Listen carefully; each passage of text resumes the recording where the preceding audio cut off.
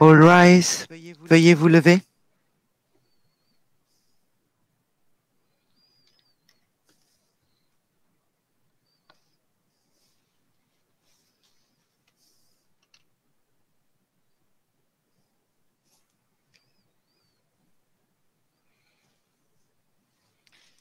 Please be seated. Veuillez vous asseoir.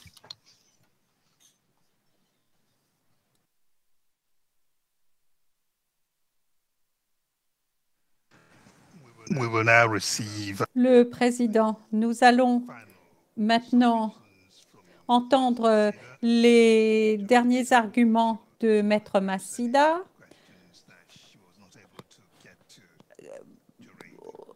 Elle va pouvoir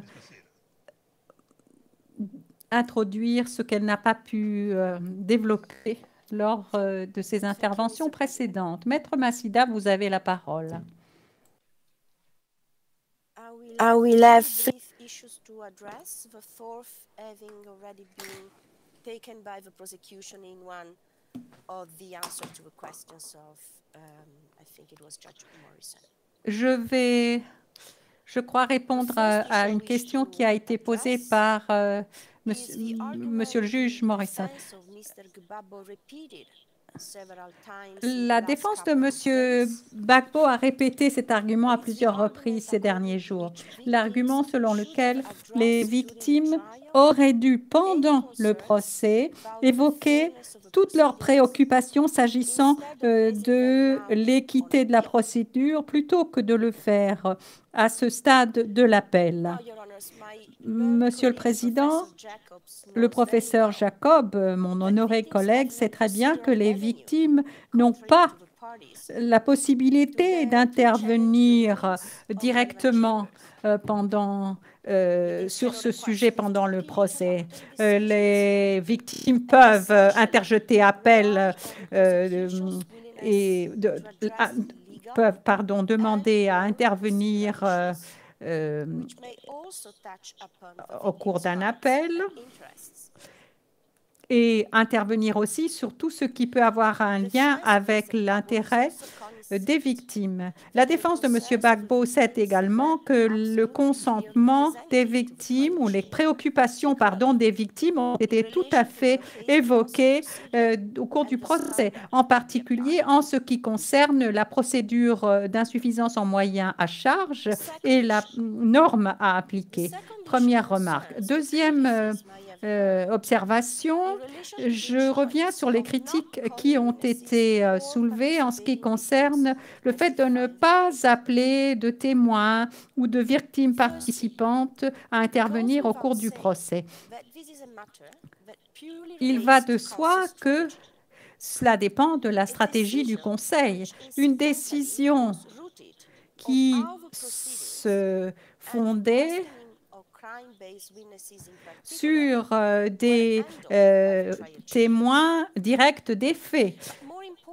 Ce qui est plus important, la défense ne nous montre pas de quelle manière cet argument est pertinent par rapport aux deux moyens que nous avons discutés au cours de cet appel. Troisième question, Monsieur le Président, s'agissant des arguments développés par les deux équipes de la défense sur le rôle des victimes au cours de cette procédure. Je voudrais insister sur le fait que les victimes sont éventuellement d'accord avec les arguments avancés par l'accusation ne fait pas des victimes une deuxième accusation. Nous avons un rôle bien particulier devant cette cour et cette affaire ne porte pas sur la justice pour les défendeurs, comme nous l'avons entendu à plusieurs reprises ce matin, en particulier de la part de la défense de M. Blé-Goudet. Cette affaire, c'est une affaire de justice pour les parties et les participants à cette procédure.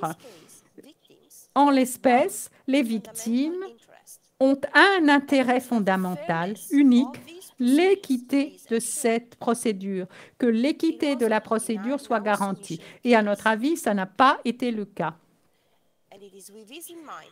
Et c'est avec cela à l'esprit que les victimes soutiennent la requête de l'accusation, que la décision de l'acquittement soit renversée et qu'il soit déclaré procès entaché de vice. Je vous remercie d'avoir écouté les vues et préoccupations des victimes au cours de cet appel particulièrement important. Le Président, merci. Je note que vous avez lancé cet appel en 3 minutes et moins. Je vous en félicite. Maître Massida, merci, Monsieur le Président. Nous en arrivons maintenant au Conseil de la Défense. Nous avons reçu une requête de la part du représentant de Monsieur Gbagbo pour déposer des écritures ce que nous n'acceptons pas.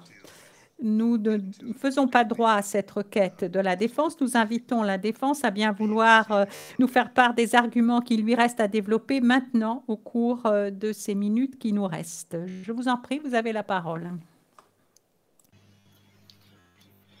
Merci, Monsieur le Président. Monsieur le Président, Mesdames et Messieurs les juges, nous vous avons démontré que ce que le procureur allègue être des erreurs des juges de première instance qui rendraient nulle la décision d'acquittement n'existe pas. Les juges ont été extrêmement respectueux des droits des différents protagonistes, de la logique procédurale, et se sont ainsi montrés les meilleurs serviteurs de la justice. Quant au procureur, il n'y a en réalité rien dont il puisse se plaindre. Monsieur Maître Altit, les interprètes vous invitent à ne pas parler trop vite, en particulier parce que vous lisez un texte que les interprètes n'ont pas. Il n'y a en réalité rien dont il puisse se plaindre. Pendant les 2 ans de procès, il a pu présenter l'intégralité de sa preuve de la manière qu'il a estimé la meilleure, selon le standard le plus haut, au-delà de tout doute raisonnable. Les juges lui ont laissé toute latitude pour le faire. La discussion sur le no case to answer a fait suite à ces 2 ans de procès et le procureur ne peut pas. Il ne peut pas faire comme si les juges avaient découvert le dossier à l'occasion du no case to answer. Ce dossier, il le connaissait parfaitement avant même la procédure de no case to answer. Et c'est pourquoi ils ont pu de manière pleinement informée rendre en janvier 2018, janvier 2019, une décision éclairée et appliquer le standard adéquat à un no case to answer, standard détaillé ensuite dans les motifs écrits. En janvier 2019, c'est l'essence de la décision qu'ont délivré les juges. Après, ont-ils précisé, et je cite, « avoir méticuleusement analysé les éléments de preuve et pris en considération tous les arguments de droit et de fait présentés oralement et par écrit par les parties et participants. » Fin de citation. Ce sont les transcrits français T232 du 15 janvier 2019, page 2, lignes 26 à 28. Il a ensuite fallu 6 mois pour rédiger de façon extrêmement détaillée, minutieuse et articulée les motifs adoptés par la majorité afin de rendre, conformément à l'esprit du statut de Rome, la décision la mieux motivée possible. Fallait-il, Monsieur le Président, Mesdames et Messieurs, renoncer à mettre en liberté Laurent Gbagbo pendant les 6 mois qu'a duré ce travail de rédaction? Ou fallait-il, dès que les juges se sont mis d'accord, l'acquitter et le libérer? Attendre aurait conduit à une violation terrible des droits de Laurent Gbagbo. Les juges ont bien fait d'agir comme ils l'ont fait en janvier 2019. Ils ont agi de la manière la meilleure possible, respectant les droits des intéressés, les grands principes de droit, les droits de l'homme internationalement reconnus et l'esprit du statut de Rome. Ont-ils pour autant manqué au formalisme requis dans un tel cas? À l'évidence, non, et nous l'avons démontré. Nulle erreur de la part des juges de première instance, donc. Bien au contraire, ils ont accompli un travail exemplaire. Une fois ce constat posé, ce qu'il est intéressant de noter, c'est, au-delà de la faiblesse des arguments présentés en appel par le procureur, le fait que ces arguments ne touchent à rien de fondamental. L'appel ne porte ni sur la culpabilité, ni sur la responsabilité de Laurent Gbagbo. Il ne porte même pas sur la manière dont les débats se sont déroulés. Il ne porte pas plus sur le standard adopté par les juges dans la procédure de no case transfer. Il ne porte même pas sur la façon dont les juges ont rendu leur jugement en juillet 2019.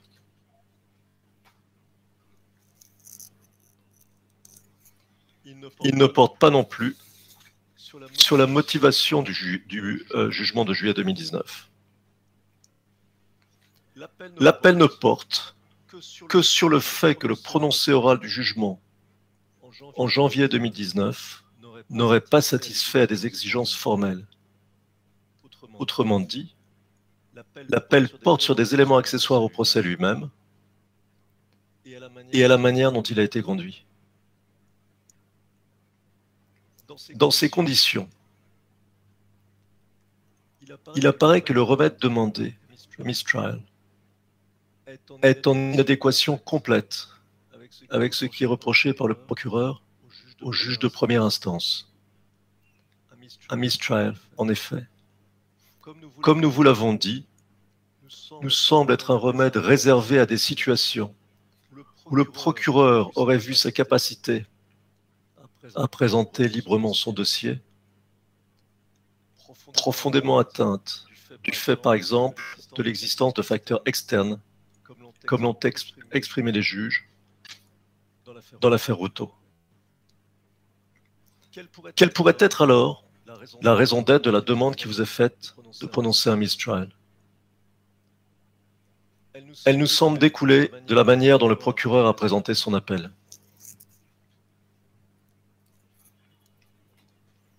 Le procureur, en utilisant la notion de mistrial, bien qu'aucun de ses arguments ne soutienne l'existence possible d'un mistrial, semble vouloir obtenir à toute force de la Chambre une sorte de blanc-seing grâce auquel il serait dédouané de son échec et pourrait en faire porter la responsabilité sur les juges, sans pour autant prendre le risque d'un appel plus sérieux, par exemple sur la responsabilité, appel qu'il sait être incapable de soutenir. Autrement dit, la notion de mistrial semble être utilisée ici pour que le procureur puisse sauver la face, pour qu'il puisse donner l'impression au monde extérieur que l'acquittement ne serait pas de sa faute, que l'acquittement ne serait pas la conséquence naturelle, logique et inexorable d'une enquête bâclée qui a produit une preuve faible mise au service d'un narratif artificiel, ainsi que l'ont relevé les juges de première instance. De ce point de vue, il est intéressant de noter que le procureur, renversant la logique, fonde son argumentaire sur l'idée que ce serait l'incapacité des juges à mettre en place une procédure claire de no case transfer qui aurait conduit à l'acquittement, oubliant les 2 ans de procès où il a pu présenter sa preuve librement et pleinement. il apparaît clairement de la lecture de son mémoire d'appel, de ses réponses aux questions posées par la Chambre et de ses observations en audience, que le procureur espère donner l'impression, dans le cadre du présent appel, que l'acquittement serait uniquement dû à des erreurs qu'auraient commises les juges de première instance. Comment ne pas penser, en lisant et en écoutant le procureur, que l'utilisation de la notion de mistrial n'a ici qu'une fonction: effacer les lacunes de son dossier pointées par les juges. Une déclaration de mistrial permettrait au procureur de ne pas avoir à faire face aux conséquences des choix qu'il a fait pendant le procès et lui permettrait d'échapper à sa responsabilité en évitant toute discussion sur son enquête et sur la manière dont il a présenté son cas. Mais alors, le problème qui se pose au procureur, c'est que l'idée d'un mistrial est en l'espèce impossible à soutenir, comme il a été démontré. Comment faire alors pour convaincre, à partir d'éléments aussi ténus juridiquement que peut l'être une soi-disant erreur dans le rendu d'une décision orale, dans le rendu de la décision orale de janvier 2019? Comment faire pour convaincre qu'il y aurait eu mistrial? C'est là qu'intervient, si l'on suit le raisonnement du procureur, l'idée d'un retrial. Cette idée a été tardivement introduite le 6 février 2020, comme si le besoin s'était fait sentir de donner plus de corps à l'idée qu'il y aurait eu mistrial. La question du retrial a en effet l'avantage de déplacer le débat en faisant disparaître en partie la discussion sur les critères de l'existence d'un mistrial. Substituer la discussion sur le retrial à la discussion sur le mistrial pourrait être vu comme permettant de changer les termes d'un débat difficile. En introduisant la notion de... Le président. Bon, en fait, je vous accorde encore 5 minutes. En introduisant la notion de retrial, le procureur réduit le débat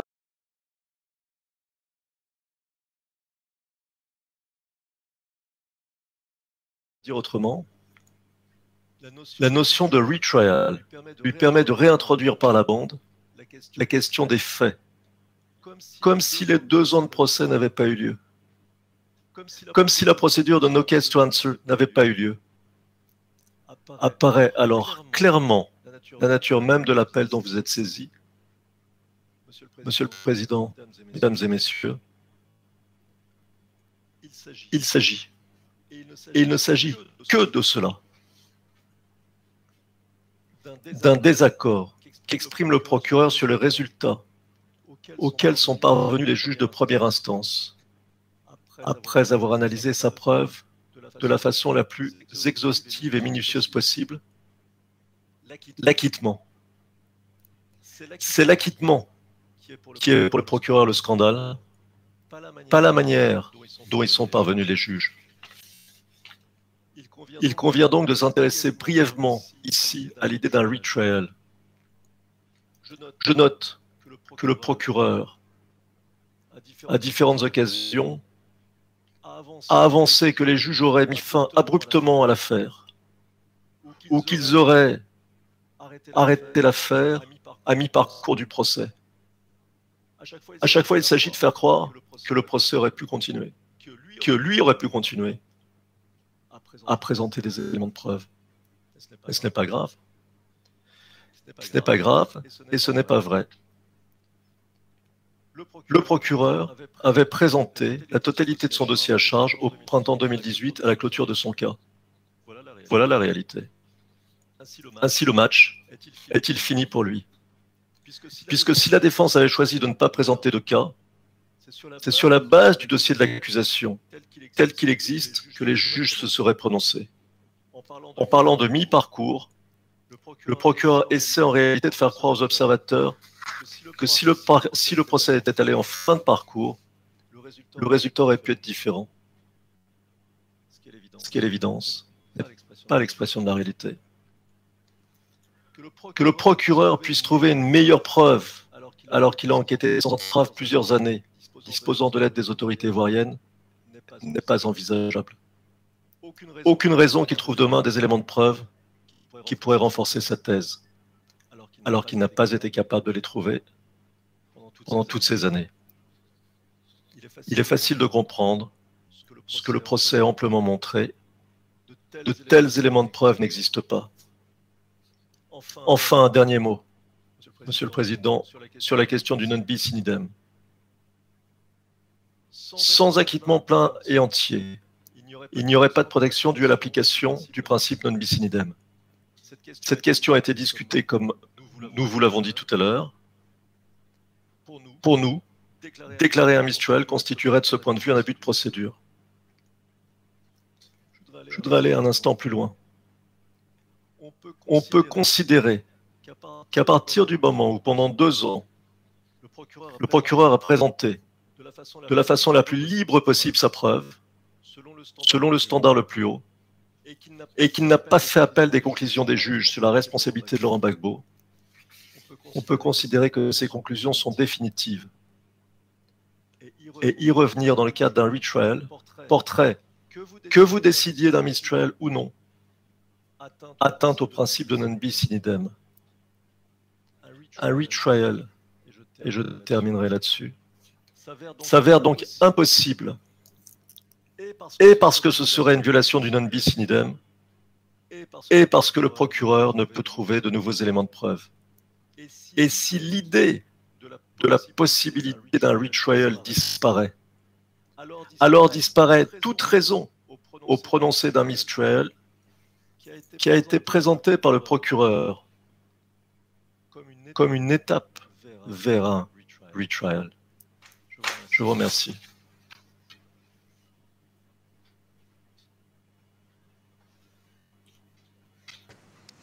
Thank you.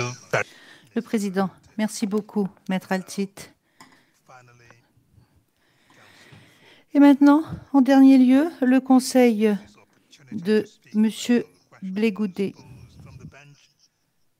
Alors, vous pouvez également saisir cette occasion pour répondre aux questions qui vous ont été posées par les juges, si vous le souhaitez. Maître Knops, vous avez la parole. Maître Knops, merci, Monsieur le Président. Mesdames, Messieurs les juges, alors pour cette toute dernière intervention, cette intervention de clôture, je vais dans un premier temps répondre à votre question, Monsieur le Président, pour ce qui est de savoir si le critère matériel considérable devrait être utilisé dans l'abstrait. Alors, je vais vous donner un exemple à titre d'illustration. La jurisprudence de la Cour européenne des droits de l'homme, lorsqu'il s'agit de l'assistance des conseils lors d'un interrogatoire mené par la police. Et comme la Cour européenne des droits de l'homme l'a établi, il s'agit d'un droit procédural fondamental. Et je fais référence à l'affaire Saldus, qui a été maintenant mise en œuvre dans tous les États européens. Un accusé, une personne accusée qui fait l'objet d'un interrogatoire de la part de la police peut être aidé d'un conseil. Le Président, est-ce que vous pourriez épeler le mot, Maître Knops? Saldus, S-A-L-D-U-Z.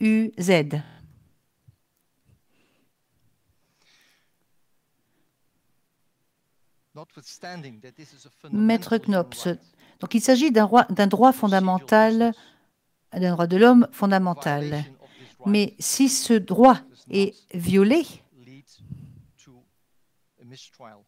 cela n'aboutit pas ou ne déclenche pas un mistrial. La Cour européenne a tranché, a statué dans plusieurs jugements après Saldus.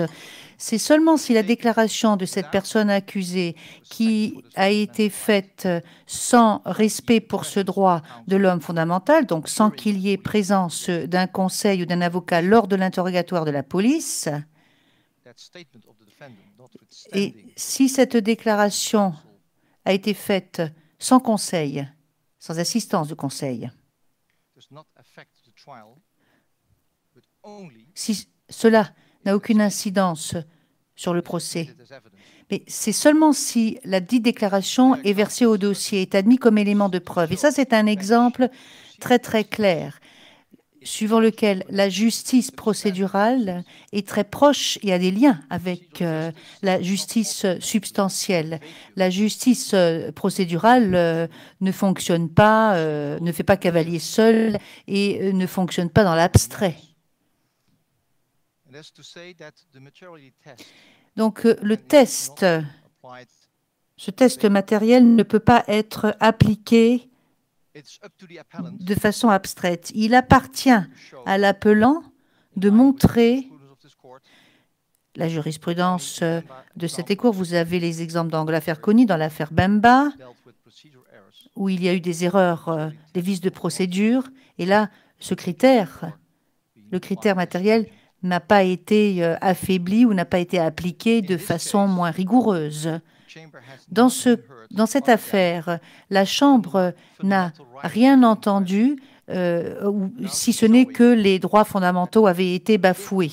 Mais on ne nous a jamais montré comment est-ce que cela avait eu des conséquences et des incidences précises.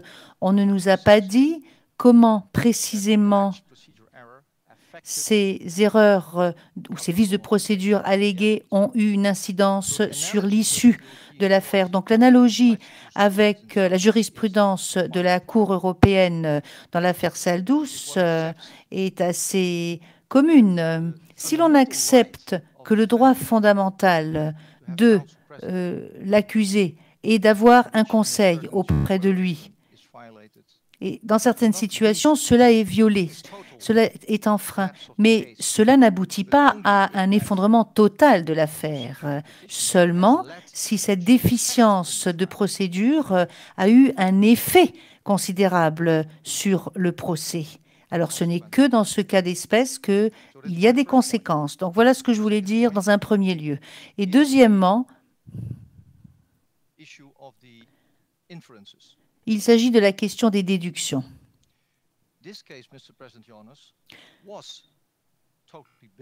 Cette affaire a été entièrement construite sur des déductions. Il y a plusieurs exemples que la majorité a reconnus. Il n'y a pas eu d'éléments de preuve directs. Dans l'une de ces toute première mise de conférence en état, l'accusation avait même indiqué qu'il y allait avoir des éléments de preuve indirects. Alors bien sûr que, à mi-parcours, après la présentation des moyens à charge, la Chambre s'interroge et peut se demander si sur la base de déduction, il y a eu suffisamment d'éléments à charge. Et le bon critère n'a pas été appliqué, à savoir, bon, il y a des déductions qui sont dégagées par l'accusation, mais est-ce que ce sont les seules déductions qui peuvent être dégagées? C'est cela le critère qui doit être le critère de base, et non pas parce que les juges appréciaient particulièrement ce critère, mais parce que les juges se sont trouvés face à des éléments de preuve indirects. Il n'y a jamais eu d'éléments de preuve directs à l'encontre de M. Blégoudet. Il n'a jamais été auteur direct. J'aimerais rappeler aux juges le témoignage du commissaire du 7e arrondissement. Il est venu dans ce même prétoire, Monsieur le Président, et il y avait une allégation qui avait été faite par l'accusation, et il a dit je n'ai jamais vu M. Blégoudet dans le commissariat du 7e arrondissement.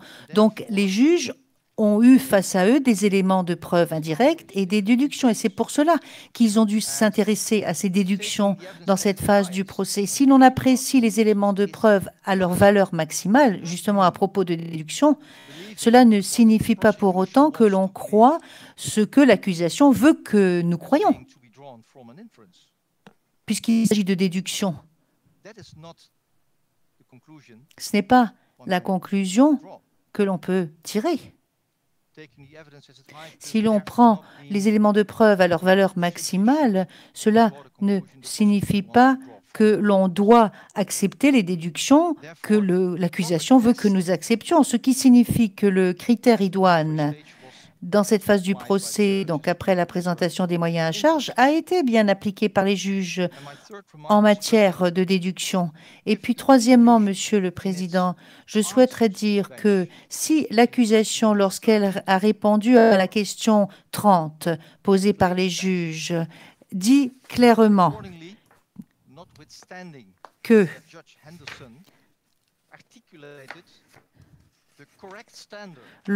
Monsieur le juge Henderson a énoncé la bonne norme dans son opinion du mois de juillet 2019.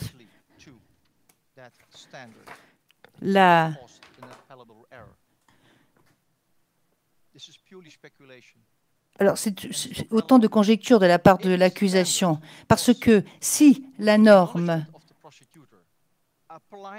avait été appliquée correctement par le juge Henderson, avec l'assentiment du juge Tarfusser, de quoi parlons-nous alors maintenant? Quelle est la pertinence de cette discussion? Puisque c'est ce que l'accusation nous a dit. La norme a bien été appliquée dans le raisonnement du mois de juillet 2019. Et l'accusation l'admet cela dans sa réponse aux juges, aux questions des juges. Et elle l'admet dans son paragraphe 30.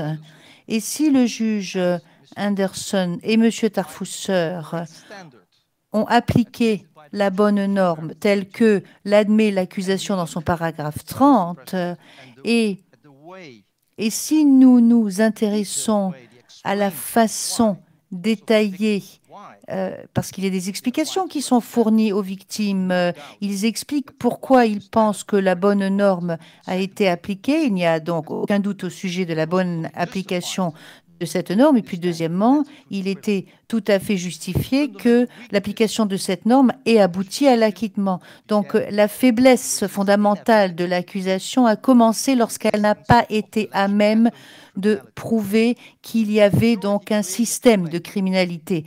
La majorité a expliqué que les tentatives de l'accusation qui a voulu démontrer que les 24 événements sur lesquels l'accusation se reposait pour prouver qu'il y avait donc une tendance n'étaient absolument pas représentatifs. Et l'accusation a trié sur le volet certains éléments qui, d'après elle, étaient représentatifs. Et cela a été expliqué au paragraphe 1889 du jugement. Cela est expliqué avec moult détails. Donc, aucune chambre raisonnable, et c'est la norme qui a été appliquée par le juge Henderson, aucune chambre raisonnable n'aurait pu accepter qu'il y avait donc de façon systématique cette conduite criminelle. La faiblesse fondamentale de la thèse de l'accusation, et les juges ont appliqué la bonne norme pour l'évaluer, et cette faiblesse, disais-je, se trouve également dans le paragraphe 1929 jusqu'à 1942 du jugement de la majorité, car vous avez les 5 événements qui sont reprochés. Et pour ces 5 événements, il n'y a pas suffisamment d'éléments de preuve qui auraient permis à une chambre de condamner. Et là, vous avez la bonne norme qui aurait pu condamner. Donc, c'est encore cette notion de pouvoir condamner.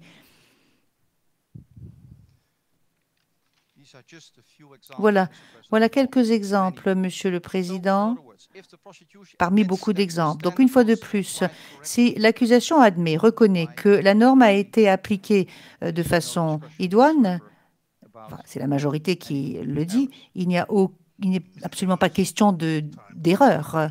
Le président, Maître Knops, il vous reste 5 minutes et je vous demanderai de bien vouloir respecter le temps imparti.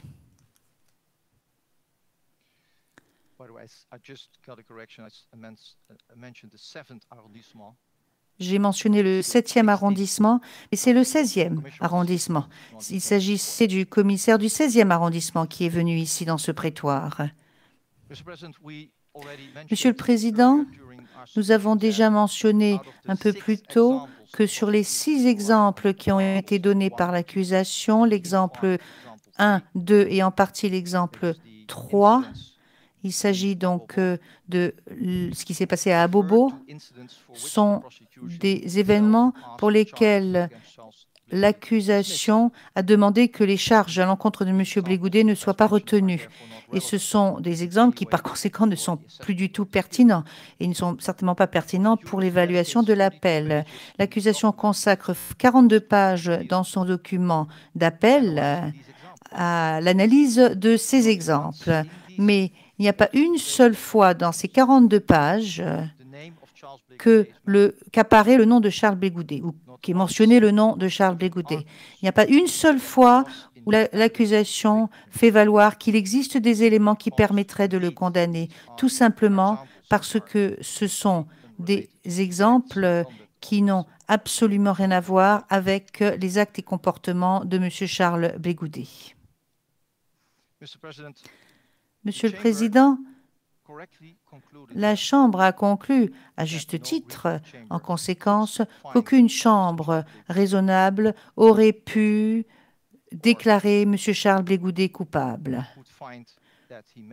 ou aurait pu conclure qu'il avait apporté une contribution ou sa contribution au crime au sens de l'article 25. Tout simplement, comme l'a dit le juge Tarfusser dans son paragraphe 14, tout simplement parce qu'il n'y avait pas de preuves. Et puis en dernier lieu, Monsieur le Président, l'accusation a conclu ses arguments en nous disant que dans les coulisses, les victimes pleurent. Mais est-ce que la Chambre se rend compte que derrière en coulisses, justement, il y a la famille d'un accusé qui pleure depuis des années? Un homme innocent a été déraciné et amené chez vous, ici. Cette famille, elle pleure également. Alors, Monsieur le Président, est-ce que nous allons attendre jusqu'au moment où l'accusation se sera acquittée de son fardeau de la preuve? Toute cette affaire a été construite sur des déductions très vagues, floues, avec de nombreuses conjectures, sans aucun élément de preuve directe. Et c'est pour cela que la Chambre a fait ce qu'elle devait faire, justement, et qu'elle a déterminé, qu'elle a statué au sujet de ces déductions sur la base de la bonne norme de la preuve. Et puis, pour ce qui est pour la gouverne personnelle de tout le monde, et avec tout le respect que je dois à l'accusation, je dirais qu'il est assez facile quand même de pointer un doigt accusateur vers des juges lorsqu'une partie n'obtient pas ce qu'elle souhaite avoir, ce à quoi elle aspire, à savoir une déclaration de culpabilité. Et j'aimerais rappeler au juge le paragraphe 5 de l'introduction de Monsieur le juge Anderson. Il y dit dans ce paragraphe 5 que cette affaire a été le résultat d'une description injuste et infidèle de ce qui s'est passé pendant ces mois pénibles en 2010 et en 2011. Donc, il ne sert à rien de pointer un doigt accusateur vers les juges. C'est vers l'accusation que doit se pointer le doigt accusateur. Les victimes, en fait, doivent le reprocher à l'accusation. L'accusation a présenté un dossier absolument incomplet.